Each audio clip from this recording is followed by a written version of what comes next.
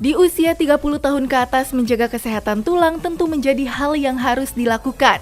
Hal ini dikarenakan semakin lama tulang akan menipis dan rentan terkena osteoporosis. Untuk memelihara kesehatan dan kekuatan tulang, tubuh memerlukan asupan protein yang berasal dari makanan. Katanya mengonsumsi kepiting dapat menjaga kesehatan tulang. Apa ya kata Dokter Vera, fakta atau mitos? Itu adalah mitos. Jadi dalam kepiting terdapat kandungan mineral seperti kalsium maupun fosfor.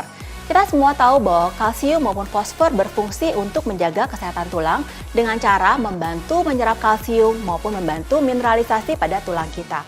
Tetapi jumlah fosfor maupun kalsium dalam kepiting ternyata hanya 20% dari rekomendasi asupan harian. Jadi tetap dibutuhkan asupan lain yang tinggi kalsium maupun fosfor. Fakta mitos selanjutnya, katanya kepiting dapat meningkatkan kesehatan mata. Bener nggak ya?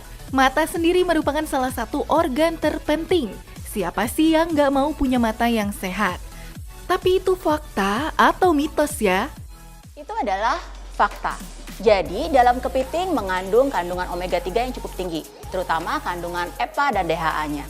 Kita mengenal semua bahwa DHA mempunyai fungsi untuk menjaga kesehatan retina pada mata kita. Dengan kesehatan retina yang lebih baik, otomatis kesehatan mata secara umum akan lebih baik dalam fungsi penglihatan seseorang.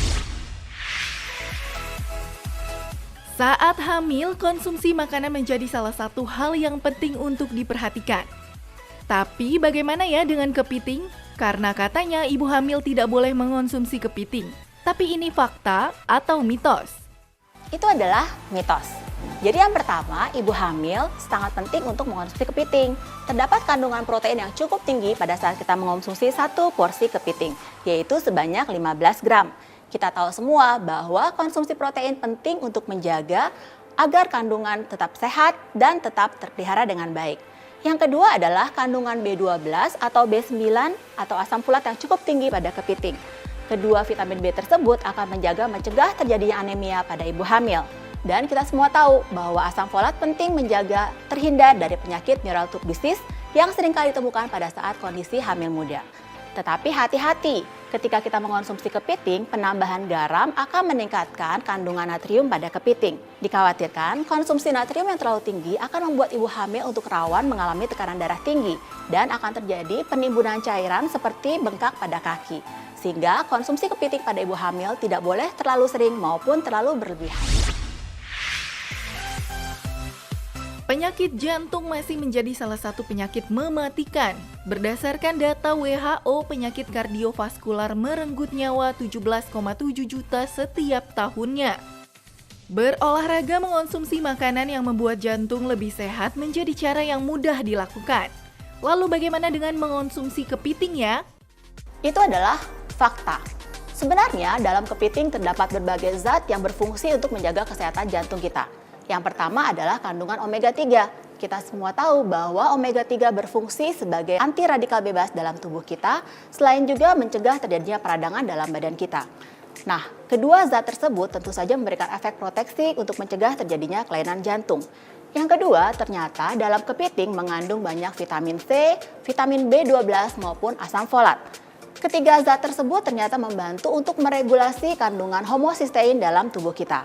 Homocysteine akan menjaga supaya tidak terjadi gangguan baik pada serangan jantung maupun pada serangan stroke. Tetapi hati-hati, pada penderita darah tinggi, ketika kita mengonsumsi satu porsi dari kepiting atau kurang lebih 2 sendok makan kepiting, ternyata akan memenuhi 1/4 dari rekomendasi asupan natrium dalam seharinya.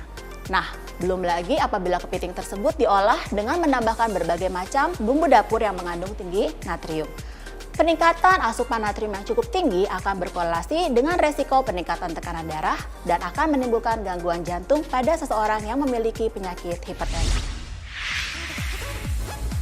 Udah dijawab ya semuanya sama Dokter Vera? Nah, sebelum mengonsumsi kepiting, simak dulu tips berikut ini. Sebelumnya, kita wajib mengetahui jenis-jenis krustasea yang banyak beredar di Indonesia.